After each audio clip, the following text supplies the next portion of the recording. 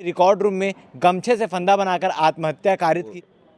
Court room में जो record room रहता है कोर्ट में, उसमें सुसाइड कर लिया उन्होंने। ऊपर से काम का प्रेशर था। जो है बॉडी जो थी वो पंखे पे लटकी हुई मिली है। सुसाइडल नोट में ऐसे क्या चीजें लिखी हुई थी जिसे छुपा दिया गया? पत्नी भी अभी चूंकि बात करने की स्थिति में नहीं थी। कुछ दिनों पहले दुर्ग केंद्रीय जेल में एक कैदी ने आत्महत्या कर ली। उसके बाद आज सुबह खबर निकलकर सामने आती है कि भिलाई 3 न्यायालय में वहां के काम करने वाले बाबू ने रिकॉर्ड रूम में आत्महत्या कारित की है।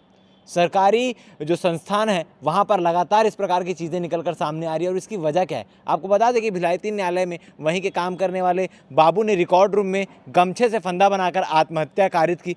आपको बता दें कि जो बाबू है वो मूलतः रानीतरई थाना क्षेत्र का रहने वाला है और यहाँ सरकारी क्वार्टर में रहकर अपने परिवार के साथ रहकर काम किया करता था। आज अचानक वो न्यायालय पहुँचता है रोजाना की तरह काम करने और फिर जब लोगों को खबर मिलती है कि यहाँ रिकॉर्ड रूम में किसी ने आत्महत्या कर ली है, आसपास के लोग जो वहाँ साथ में काम करने वाले कर्मचारी हैं वो मौजूद होते हैं, वो देखते हैं तो वो वही शख्स रहता है जो वहाँ का बाबू है। रिकॉर्ड रूम की जिम्मेदारी जिसके हाथ में है। रिकॉर्ड रूम के बारे में आपको बता दूं कि रिकॉर्ड रूम उस न्यायालय में जितने भी प्रकरण चल रहे होते हैं उन तमाम प्रकरणों से संबंधित तमाम चीज़ें रिकॉर्ड रूम में सुरक्षित रखी जाती है ताकि कहीं किसी प्रकार का हेर फेर ना किया जा सके। अब आसपास की लोगों की माने तो ऐसा भी बताया जा रहा है कि जिसने आत्महत्या कारित की है उसको ऊपर से काम का प्रेशर था और ऐसी भी जानकारी निकलकर सामने आ रही है कि आत्महत्या करने से पहले उसने किसी प्रकार का सुसाइडल नोट भी छोड़ा था, मगर इस बात की अब तक पुष्टि नहीं हुई है क्योंकि पुलिस ने जब जांच की तो पुलिस जांच में किसी प्रकार का सुसाइडल नोट बरामद नहीं हुआ है। अगर सुसाइडल नोट लिखा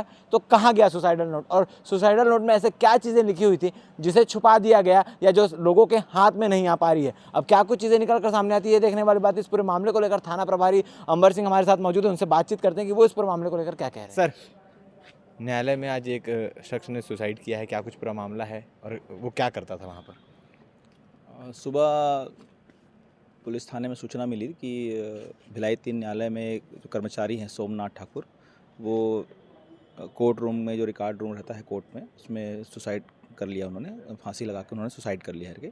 फिर मौके पे एफएसएल की टीम के साथ में पुलिस की टीम पहुंची और स्थल निरीक्षण करने के पश्चात वहाँ पर मर्ग इंटीमेशन लेने के बाद मर्ग जांच पे उसे लिया गया है। सोमनाथ ठाकुर को पीएम भी करा लिया गया है और बाकी मर्ग जांच पे भी किया जा रही है जांच। सर, सोमनाथ ठाकुर कब से वहाँ पर काम कर रहे थे?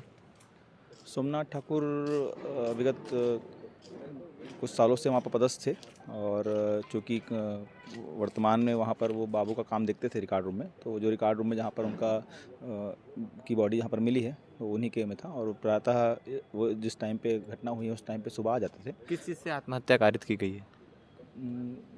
प्रथम दृष्टया तो जो है बॉडी जो थी वो पंखे पे लटकी हुई मिली है, गमछे से, रस्सी से? गमछे से मिली हुई है। तो प्रथम दृष्टया तो आत्महत्या प्रतीत होता है। बाकी पीएम रिपोर्ट के आधार पे और बाकी से जो आगे अग्रिम कार्रवाई की जाएगी उसमें। तो उनके परिवार वालों को सूचना दे दी गई और क्या कुछ चीज़ें अब तक समझ आ रही है क्योंकि कोई वजह निकल कर आ रही है क्या कि क्यों सुसाइड किया होगा, किसी चीज़ से परेशान या अपने साथी संबंधी को कुछ बताया हो? देखिए अभी तो उनकी जो पत्नी है वो यहाँ भिलाई 3 में रहती थी और उनका मूलतः गांव जो है थाना रानीतरई क्षेत्र के किस तरह में है, तो उनके परिवार वालों से अभी बातचीत हो नहीं पाई है। पत्नी भी अभी चूँकि बात करने की स्थिति में नहीं थी तो उनसे विस्तृत बनने अगर आज अंतिम संस्कार होने के बाद फिर उस उनसे पूछताछ की जाएगी उस संबंध में। ठीक है, तो जैसा कि आप जानते हैं कि इस प्रकार से चीज़ें निकल कर सामने आ रही है कि न्यायालय में काम करने वाले बाबू ने आत्महत्या कर ली, वो भी न्यायालय के रिकॉर्ड रूम में। और दुर्ग जिले में लगातार ऐसी चीज़ें देखने को मिल रही है। कुछ दिनों पहले केंद्रीय जेल में एक कैदी ने आत्महत्या की, उसके बाद अब न्यायालय में वहीं काम करने वाले एक बाबू ने आत्महत्या की। आखिर इस प्रकार की चीज़ें हो क्यों रही है?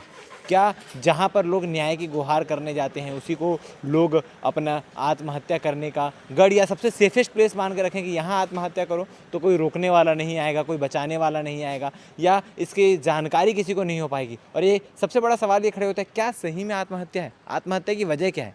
क्या आसपास कोई सुसाइडल नोट बरामद हुआ है?